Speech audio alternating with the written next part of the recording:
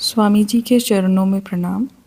स्वामी जी, ये जो इमोशंस होते हैं, एंगर, ग्रीड और जेलसी, जिनको हम यूजुअली नेगेटिव इमोशंस की तरह परसीव करते हैं, क्या ये इमोशंस हमारे कार्मिक बैलेंस को बनाने के लिए उत्पन्न होते हैं? और क्या इन इमोशंस को हम अपनी स्पिरिचुअल ग्रोथ में भी यूज़ कर सकते हैं? जो नेगेटिव इमोशंस हैं वो क्यों हैं? जब सब कुछ परमात्मा है, सब कुछ उसके होने का ढंग है, तो ये नेगेटिव इमोशंस क्यों हैं? पहला प्रश्न तो ये उठता है। और ये इमोशंस, नेगेटिव इमोशंस हमारे साथ घटते हैं तो उस घटने में कर्म बढ़ते हैं, घटते हैं, क्या होता है? होता क्या है? इसकी ज़रूरत क्या है? हम अपने सेपरेशन के लेवल पे इन इमोशंस को कैसे देखें, कैसे मैनेज करें, कैसे से पार पाएं? यह प्रश्न स्वाभाविक प्रश्न है। सबसे बड़ी बात तो यही आती है कि सब कुछ यदि अस्तित्वकृत है, उसमें नेगेटिव इमोशंस की क्या जरूरत है?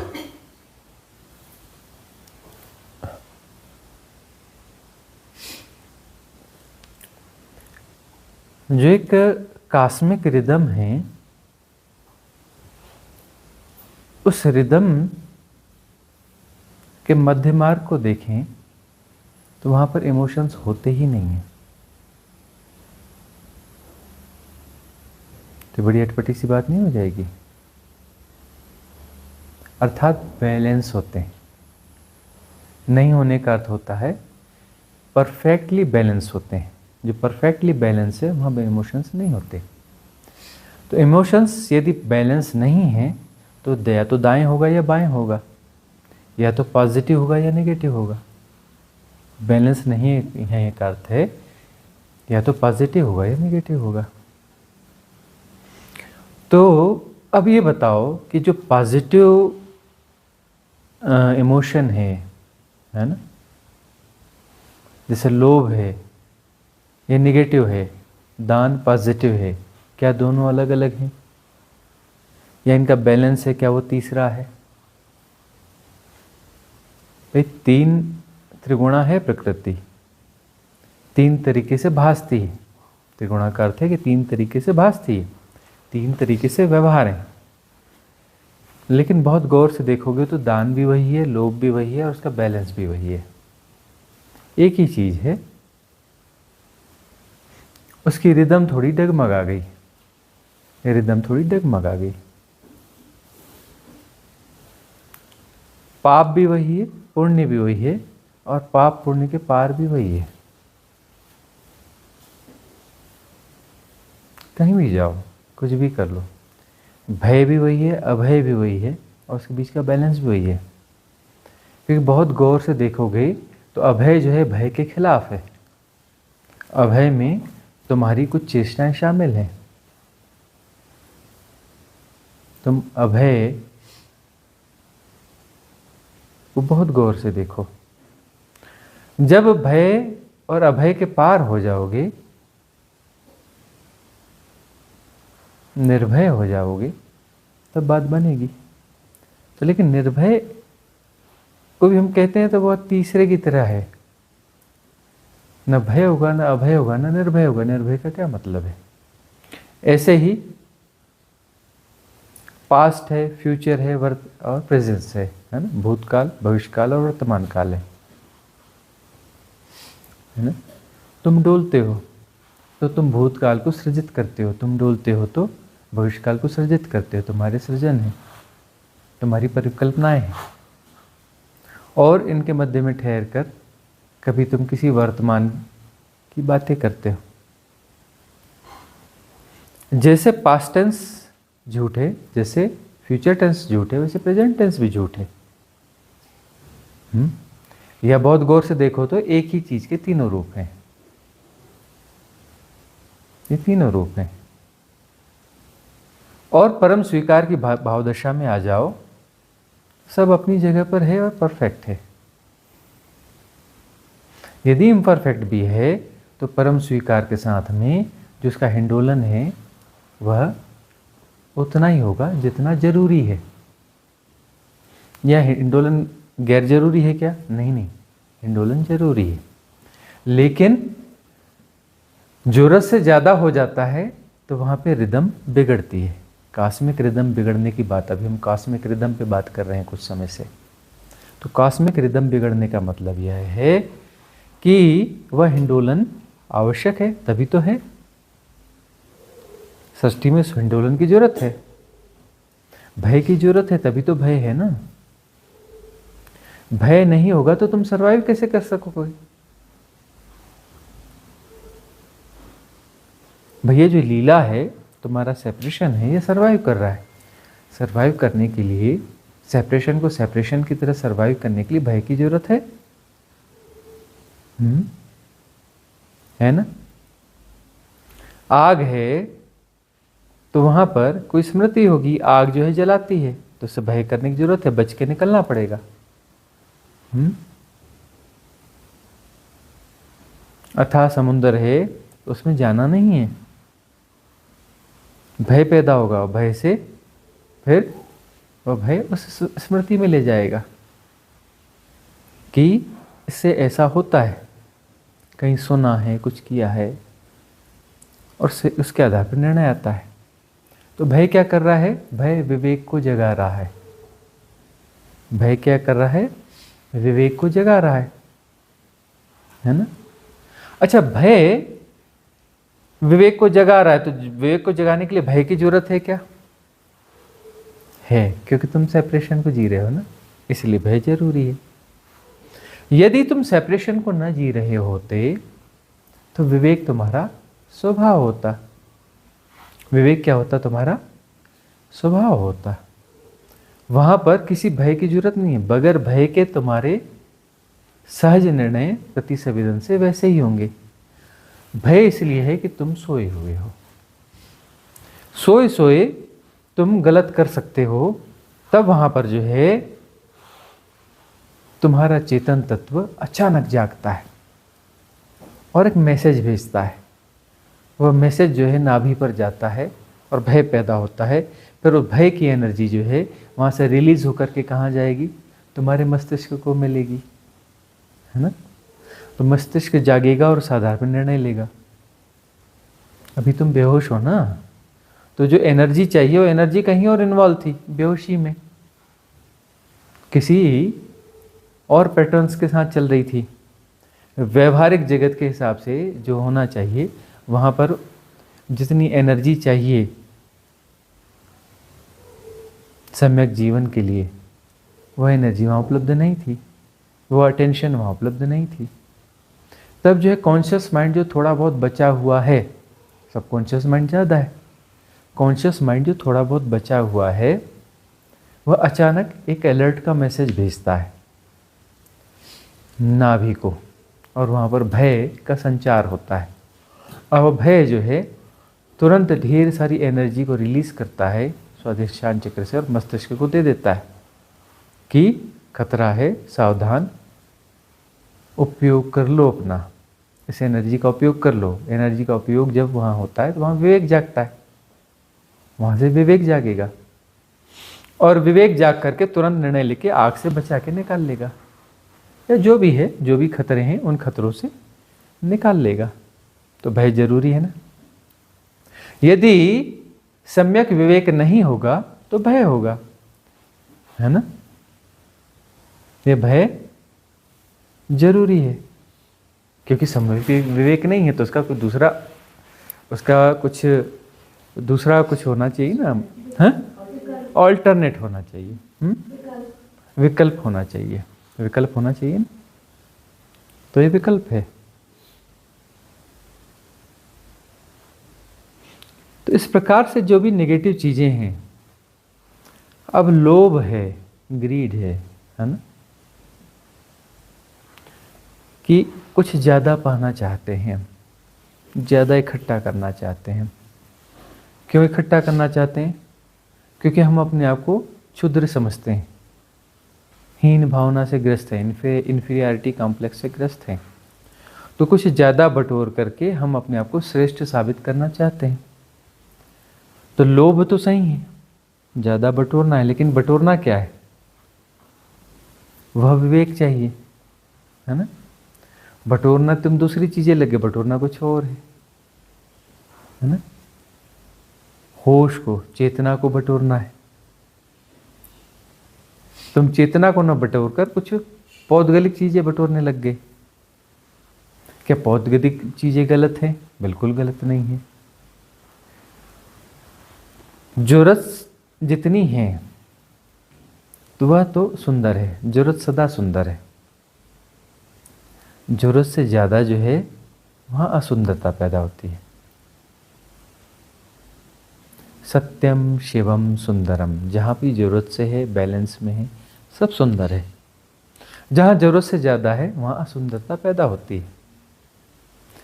तो लोभ जो है एक्चुअली गलत दिशा में खोजे जाने का परिणाम है। कुछ गलत खोज बराबर है, खोज तो होनी चाहिए, लेकिन कुछ विवेक का अभाव है। हम जहाँ जो चीज़ खोजना चाहिए वह ना खोज करके कुछ और खोज ले रहे हैं। धन खोजा जाना चाहिए, जरूरत है, लेकिन धन ही सब कुछ, धन से सब कुछ मिल जाएगा, होश भी मिल जाएगा, यहाँ थोड़ी गड़बड़ी हो गई।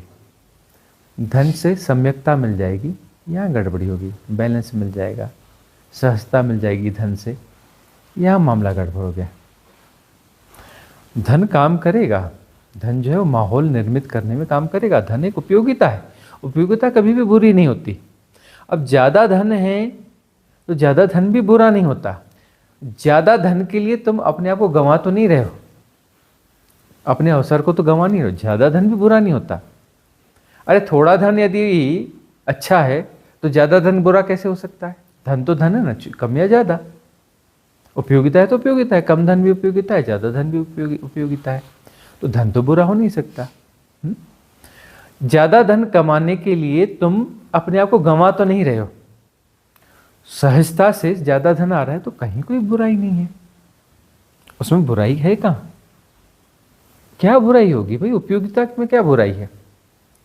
सहजता से आ रहा है कि तुम्हारा काम धाम ठीक ठीक सहजता से चल रहा है। तुम्हारी जरूरत है कि लाख रुपए महीने आने चाहिए, लेकिन तुम्हें करोड़ आ रहे हैं, आने दो ना, क्या दिक्कत है? तो उसी सहजता से आ रहे हैं ना, उसमें असहजता तो नहीं आ रही ना, करोड़ आने दो। हाँ, और तुम सहज जीवन जी रहे हो तो तुम इसका सदुपयोग ही करोगे, दुरुपयोग नहीं करने वाले हो। असहज जीवन जी रहे हो तो तुम करोड़ नहीं, तुम लाख नहीं, 10,000 भी कमाओगे तो दुरुपयोग करोगे। देखते नहीं, बहुत सारे बहुत कम धन कमाते हैं, उसका दुरुपयोग करते हैं, शराब पियेंगे, नशे पते करेंगे, कुछ कुछ करेंगे, है ना। कम धन कमा करके उसका दुरुपयोग कर लेते हैं। कुछ लोग ज़्यादा धन कमा कर उसका सदुपयोग कर लेते हैं। सहजता से आ रहा है तो ढूंढते हैं किसे मदद की जरूरत है, योग्य पात्र कौन है। अरे भी आ रहा है तो चलो दे दो उन्हें। कोई साधना वाला व्यक्ति, चलो साधना वाले को दान कर दें। कोई भूखा है उसे भोजन दे दें। कोई ठंड में कुकुड़ रहा है उसे वस्त्र दे दें। सहजता से बढ़ जाता है।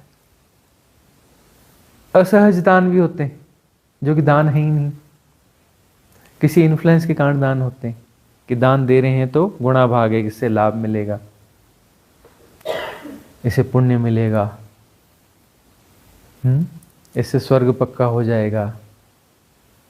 या दान देने से को उसको हाईलाइट करना है, दूसरों को बताना है देखो हम दानी हैं, हमारा नाम होना चाहिए। फिर हम जगह जगह इसकी घोषणा करेंगे, इसके बारे में बताएंगे। तो इससे असहजता हो रही है। असहजता हो रही है तो वो दान क्या हो जाएगा? बुरा हो जाएगा, है ना, नेगेटिव हो जाएगा। दान भी नेगेटिव हो जाएगा। जहां भी असहजता आ रही है वहां नेगेटिव हो जाएगा। वो रिदम बस खो रही है, उस रिदम को वापस लाना है। सिर्फ रिदम को वापस लाना है और करना कुछ भी नहीं है। असहजता आ रही है मतलब रिदम बिगड़ रही है, सहजता आ रही तो रिदम वापस आ रही है। ठीक है ना। तो असहजता क्या है? असहजता हमारी सापेक्षता में रिदम डगमगाई हुई है और उस अनंत की सापेक्षता में रिदम बनी हुई है। यह रिदम बिगड़ी नहीं है।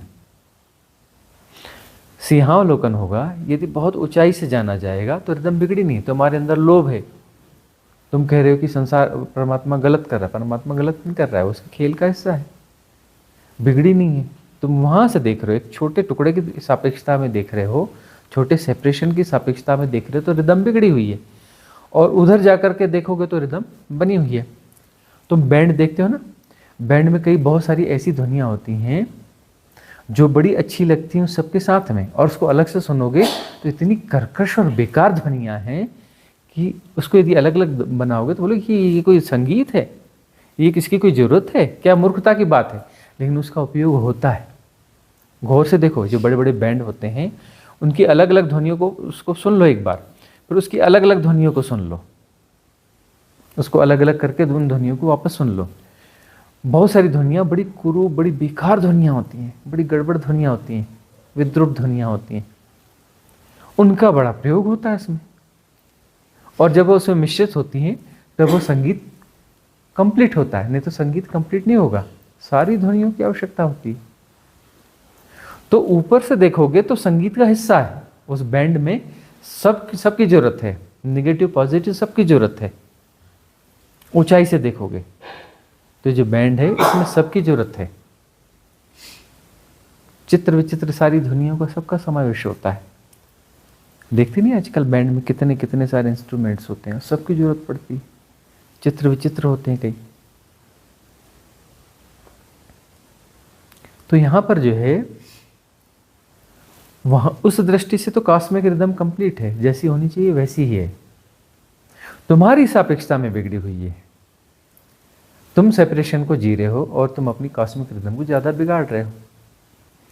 और जो है ये लीला का हिस्सा है और तुम्हें उसे समझना है, उस रिदम को वापस लाना है। वापस लाते ही तुम मुक्त हो जाओगे। मतलब यह है कि ऊपर के तल पर जैसा वह सहज है, नीचे के तल पे भी वैसा सहज हो जाएगा। पहली बात तो स्वीकार करना है। जैसे ऊपर के तल पे सब ठीक है, तो इस तल पे हमें मानना पड़ेगा कि एवरीथिंग इज परफेक्ट, जो जैसा परफेक्ट है। मेरे अंदर लोभ है तो ठीक है, लोभ है, लोभ ही है। काम है तो ठीक है, काम ही है। ऐसा है तो ऐसा है ना। तो उससे क्या होगा कि जब हम अपने आप को लोभी, कामी, क्रोधी इस तरीके से स्वीकार करेंगे तो स्वीकार करते ही रिदम संतुलित होना ही शुरू हो जाएगी। अभी असंतुलित क्यों हो रही है? तुम जो है असहज हो रहे हो अपने को क्रोध के प्रति, है ना। असहज हो रहे हो तो क्रोध को और बढ़ा रहे हो, असहज हो रहे हो तो लोभ को और बढ़ा रहे हो, क्योंकि तुम्हें स्वीकार नहीं है ना। तुम लोभी भी हो, तुम कह रहे हो कि मैं गलत भी हूँ, गलत काम भी कर रहा हूँ और लोभ बढ़ता भी जा रहा है, चाहिए भी। तुम कह रहे हो क्रोध बुरा है, किसी भी क्रोधी से पूछो, नहीं नहीं क्रोध बहुत बुरा होता है और मैं क्रोध करना नहीं चाहता, मजबूरी है भाई। उसने ऐसा गलत काम किया तो मुझे क्रोध करना ही पड़ेगा ना, वो ऐसा हो गया तो मुझे तो क्रोध करना ही पड़ेगा ना, जरूरी है ना। अरे क्रोध जरूरी भी है, लेकिन उसमें देखो कि कितना जरूरी है, उसमें तुम कितने बह जाते हो। क्रोध जरूरी है, अभिनय के हिसाब से जरूरी है, किसी जगह पर अभिनय पूर्वक क्रोध करना जरूरी है। भाई इस कॉस्मस में कुछ भी व्यर्थ तो है नहीं ना, कुछ व्यर्थ होता है क्या? जो भी सृजन है सब अपने आप जरूरी है, तभी तो है ना। अब ये जो है अमृत जरूरी है ना, कभी अमृत मिल जाए तो 100 लीटर पी जाना, क्या हो जाओगे? वहीं मर जाओगे। 100 लीटर अमृत पियोगे, उसी वहीं मर जाओगे, स्पॉट पे ही मर जाओगे, नहीं बचा पाएगा अमृत तुमको, है ना। और विष जो है तुम्हारी बीमारी को ठीक कर लेगा, सही मात्रा में होना चाहिए, मालूम है। पॉइजन से सबसे अच्छी अच्छी दवाइयाँ पॉइजन से बनती हैं, जो बेस्ट मेडिसिन हैं वो विष से बनती हैं, विष और उपविष। आयुर्वेद में भी जो है उपविषों का बहुत ज़्यादा प्रयोग है ना। विष का भी प्रयोग है, उपविष का भी बहुत प्रयोग है, लेकिन किसी मात्रा में। व्यर्थ कुछ भी नहीं।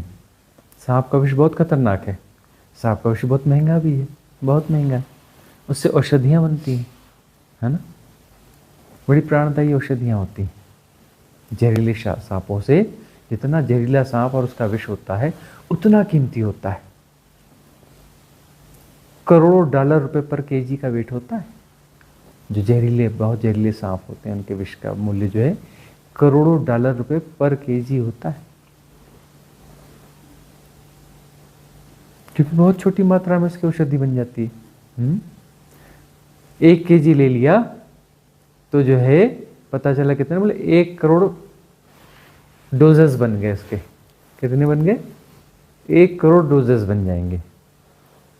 अब यदि 1 करोड़ के बजाय उसके 1 लाख डोजेस बनाओगे तो सब मर जाएंगे इसको खाकर, और 1 करोड़ डोजेस से सब बच जाएंगे। तो क्रोध भी जरूरी है, लोभ भी जरूरी है। अब यदि लोभ होगा ही नहीं, जीरो होगा, तो धन कमाओगे क्यों? कमाओगे ही नहीं, कमाओगे नहीं तो फिर चलेगा कैसे? संसार की व्यवस्था, सृष्टि की व्यवस्था चलेगी कैसे? उपयोगिता है ना, व्यवस्था है ना, व्यवस्था किसी तल पे तो जरूरी है ना। अब यदि कोई सामाजिक व्यवस्था, हम कह रहे हैं कि सामाजिक व्यवस्थाओं में हम नैतिकता की आलोचना करते हैं, लेकिन नैतिकता भी किसी तल पे जरूरी है, किसी मात्रा में जरूरी है। उसका दुराग्रह हो जाते हैं तब वो गड़बड़ हो जाती है। अब जो है कि इसी व्यवस्था में, सामाजिक व्यवस्थाओं में ये जो सब होता है, मैनेजमेंट होता है ना, सरकार होती है, गैर जरूरी है क्या? पूरी तरह से गैर जरूरी नहीं है, जरूरी है। प्रशासन होता है, यह होता है, वह होता है, कुछ कुछ सिस्टम्स डेवलप किए जाते हैं, जरूरी है। जरूरी है तभी तो ये बिल्डिंग्स बन पाई। अब यदि पूरी अराजकता होती तो कोई बिल्डिंग्स बन पाती क्या? इन बिल्डिंग्स में तुम रह पाते क्या? अराजकता होती तो इस बिल्डिंग का कोई वो होता ही नहीं, कोई भी आके छीन झपट के कहता मेरी है, और फिर कोई बनाता ही क्यों? बनाने के लिए सिस्टम चाहिए ना। तो फैक्ट्रियां किसी सिस्टम से लगी होंगी तभी तो ये टाइलें आई, तभी तो सीमेंट आया, तभी तो ये सब आया, है ना। फैक्ट्रियां लगाने के लिए कोई सिस्टम है, कोई मुद्राएं हैं, कोई व्यवस्थाएं हैं, कोई नियम है, कानून है, ट्रांसपोर्ट है, यह है, वह है। ये सारी चीजें जो हैं क्यों, कैसे पैदा हुई? तो गैर जरूरी कुछ भी नहीं है, लेकिन अब जो है उसमें दुराग्रह है, इम्बैलेंस है, मध्य मार्ग नहीं है, वहां पर समस्या है। उस मध्य मार्ग को पहचानना है, उस मध्य मार्ग को पहचानना होगा, और वह विवेक है। विवेक का अर्थ है उस मध्य मार्ग, है ना। और इसे ही भगवान बुद्ध ने क्या कहा? मध्यम निकाय, है ना, मध्य मार्ग, मध्यम निकाय। इसे ही महावीर ने क्या कहा? विवेक कहा, है ना। सम्यकत्व शब्द बार बार आता है, सम्यकत्व सब जगह चाहिए। राइट बैलेंसिंग, राइट बैलेंसिंग में हर चीज उपयोगी है, बस उसमें कोई दुराग्रह हट जाए। सहजता से, प्रति संवेदन से जितनी चीजें होती हैं उतनी ठीक है। इस बारीकी को समझना पड़ेगा कि ज्यादा धन होना बुरा नहीं है। कम धन से बुराइयां देखी गई हैं, कम धन वालों में बुराइयां बहुत देखी गई हैं, है ना। ज्यादा धन में बुराई नहीं है। धन कमाने में तुम अपने आप को तो नहीं गंवा रहे हो। यदि धन कमाने में तुम अपने आप को नहीं गंवा रहे हो तो फिर धन कितना भी हो बिल्कुल बुरा नहीं है ना। क्रोध में तुम अपना यदि आपा नहीं खो रहे हो तो क्रोध बुरा नहीं है। क्रोध में यदि तुम अपना आपा नहीं खो रहे हो तो क्रोध बुरा नहीं है। लोभ में कोई सहजता है तो लोभ बुरा नहीं है।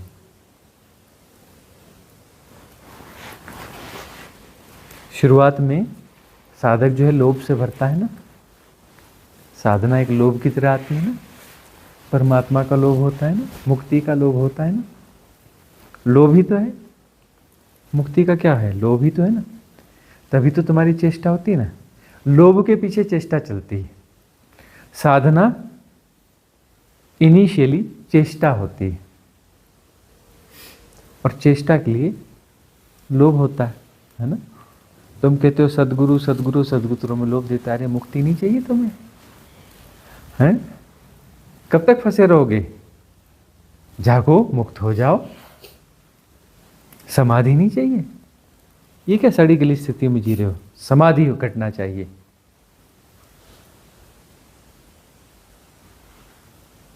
है ना। सदगुरु तुम्हें लालच देते हैं, परमात्मा को छुआ नहीं जा सकता, परमात्मा हुआ जा सकता है। कब हो गए परमात्मा, है ना। लोभ भी कौन सा देते हैं? परम लोभ, उसी का ही प्रयोग होता है, साधना में प्रयोग है ना लोभ का। लोभ का प्रयोग है, उस लोभ को डाइवर्ट किया जाता है। अब इस दिशा में तुम्हारी चेष्टाएं होती हैं, उन चेष्टाओं से कुछ कुछ ग्लिम्स आते हैं। बाद में तुम्हें बताया जाए जो ग्लिम्स आए ना, उस समय ग्लिम्स आए जब तुम परमात्मा के लोभ और साधना और इन कृत्यों और मुक्ति और फालतू की बातों से में इन्वॉल्व नहीं थे, इन फालतू की बातों में इन्वॉल्व नहीं थे, तभी ग्लिम्स घटा है। तो ये फालतू की बातें छोड़ो, आत्मा परमात्मा निर्वाण समाधि कूड़े के डिब्बे में डाल दो।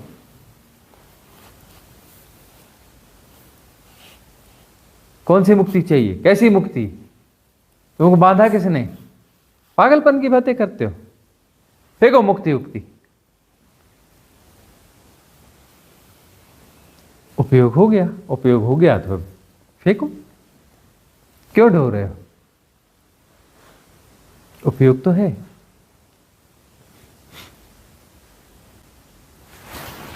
एक बड़ा गुरुकुल था, उस बड़े गुरुकुल में वह आयुर्वेद से जुड़ा हुआ था, चिकित्सा और आयुर्वेद से जुड़ा हुआ गुरुकुल था। उसमें वह पाठ्यक्रम जो है पूरा हो गया, ऐसा घोषित हुआ कि पाठ्यक्रम पूरा हो गया है। अब इसमें जो है परीक्षा होगी, जो लोग उत्तीर्ण हो जाएंगे वे अपने घर जाएंगे, जो अनुत्तीर्ण हो जाएंगे उनको इस पाठ्यक्रम को फिर से पढ़ना पड़ेगा। बहुत अच्छा बैच था, बड़ी मेहनत की थी गुरुकुल के जो भी शिक्षकों ने। तो उनको जो है एक बहुत बड़ी जगह, जंगल और मैदान वाली कोई जगह, उसमें सबको ब्लॉक्स दे दिए गए। जितने भी वहाँ पे स्टूडेंट्स थे सबको ब्लॉक्स दे दिए गए, ये ब्लॉक तुम्हारा, ये ब्लॉक तुम्हारा, ये अपने चिन्ह लगा लो। चिन्ह लगा लिए। अब इस ब्लॉक में से तुम्हें जो भी उसमें जड़ी बूटियाँ हैं उनको छेड़ना बिल्कुल नहीं है। जो भी जड़ी बूटियाँ हैं और इलाज में काम आती हैं, चिकित्सा में जिनका उपयोग है, उनको बिल्कुल नहीं छेड़ना है ना। उनको पहचान कर लेनी है, उनके बारे में बताना है। और जो कुछ ऐसी घास पात और खरपतवार है, बेकार की चीज़ें हैं जो औषधि नहीं है, उनको तुमको छांट छांट के साफ करके निकाल के बाहर ढेरी एक जगह लगा देनी है, उसको अलग कर देना। औषधियाँ बस वहाँ दिखनी चाहिए। और जब हम आएंगे तो हर औषधि का ब्यौरा आपको देना है कि इस औषधि का नाम क्या है, इसका उपयोग क्या है ना।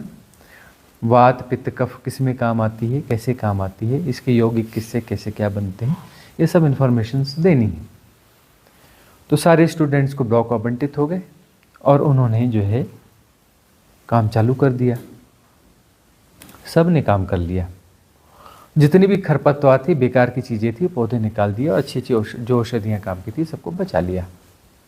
खरपतवार भी वहीं रखनी थी, क्योंकि उसको भी चेक किया जाना था कि खरपतवार में तुमने ऐसा पौधा तो नहीं निकाल दिया जो औषधि था, और तुमने उसे निकाल दिया मतलब तुम्हें उसका पता ही नहीं है किसकी ये औषधि था। तुमने औषधि को भी अपना खरपतवार और कचरा मान करके निकाल दिया। उसकी जांच, उसकी भी जांच होगी, फेंकना कुछ भी नहीं है। जांच हुई, सबको देखा गया, सबको देखा गया, सबको देखा गया। एक स्टूडेंट उसमें बड़ा विचित्र था, एकमात्र। वो बस घूमता था, देखता था, देखते जाता था और मस्त बैठा हुआ था, कर कुछ नहीं रहा था। वो बस देखता रहता था, इधर उधर सब देखता रहता था, करता कुछ नहीं था। तो सबकी परीक्षा हो गई और अंत में उसके पास पहुंचे कि भाई बता इसमें कौन कौन सी औषधियाँ हैं और वो कचरे का ढेर कहाँ है। उसने कचरे का ढेर, कचरा का क्या मतलब? बोले वो पौधे जिनका औषधि उपयोग नहीं है, वही तो ढूंढ रहा हूं मैं, कि कोई ऐसा पौधा मिल जाए जिसका औषधि उपयोग नहीं है। इतनी देर से कर तो वही रहा हूं, अभी तक तो नहीं मिला एक भी। कोई भी ऐसा पौधा नहीं है जिसका औषधि उपयोग नहीं हो सकता, हर पौधे का औषधि उपयोग है। तो उसकी परीक्षा हुई, इससे पूछा गया, तो उसने जो भी बाकी लोगों ने कूड़ा कचरा करके निकाला था उसको पकड़ पकड़ के बताया कि इसका नाम यह है, इसका औषधि उपयोग यह है, ऐसे ऐसे इसका उपयोग होता है। व्यर्थ तो कुछ होता ही नहीं। अस्तित्वगत रूप से कोई भी चीज बनाई गई तो व्यर्थ होती ही नहीं है, उसकी जरूरत है तभी बनाई गई है।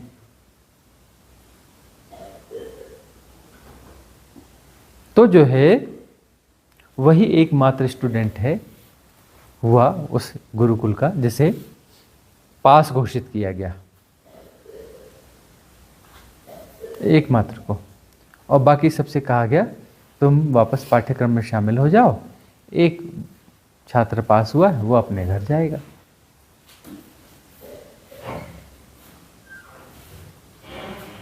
तो यहां पर व्यर्थ कुछ है नहीं। अब व्यर्थ दिख रहा है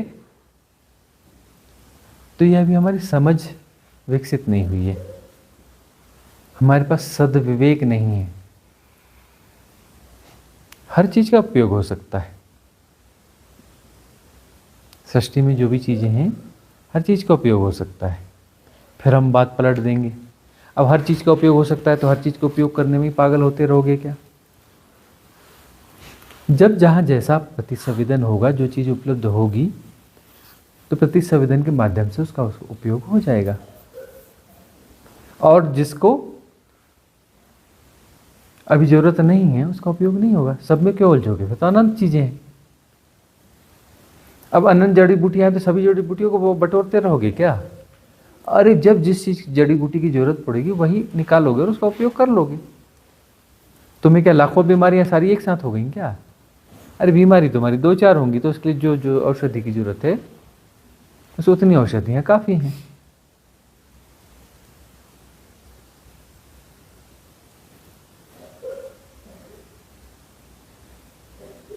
यही सीखना है, राइट लिसनिंग, है ना? जब तक यह ठीक से नहीं सीखोगे इस बड़े गुरुकुल में तुम्हें कह दिया जाएगा तुम पास नहीं हुए हो, तुम्हें फिर से अगले सत्र में शामिल होना पड़ेगा। यह स्कूल का बस्ता तुम्हें वापस दे दिया जाएगा। स्कूल का बस्ता वापस दे दिया जाएगा और तुम्हें फिर से अपनी पढ़ाई शुरू करनी पड़ेगी। तुम्हारा लेसन कंप्लीट नहीं हुआ है। वह सम्यक समझ, वह सम्यक विवेक जाग जाए। सवाल ये नहीं कि सबका उपयोग करना ही है, एक बार जाग जाए बात पूरी हो जाती। फिर जितनी बीमारियां हैं अपनी बीमारियों को ठीक कर लेते हो। अपनी बीमारियों को ठीक कर लेना है, बात खत्म है। दुनिया को नहीं सुधारना है, अपने आप को सुधारना है। सम्यक दृष्टि का विकास मतलब जो जैसा है उसको जैसा का तैसा जानना, उसमें अपना मिश्रण नहीं करना।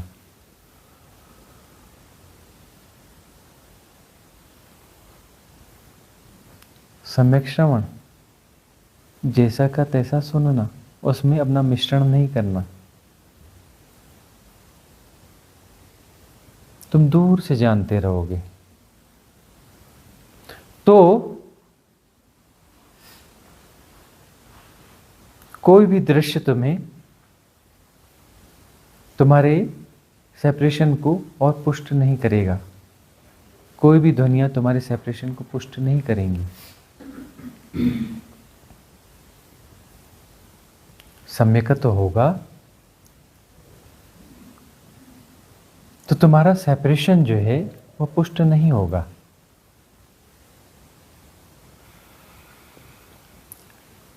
सम्यकत्व का अर्थ है सहजता।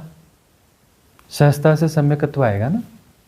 असहजता से असम्यकत्व आएगा, असहजता से सेपरेशन पुष्ट होगा, असहजता में तुम सीख नहीं सकते हो,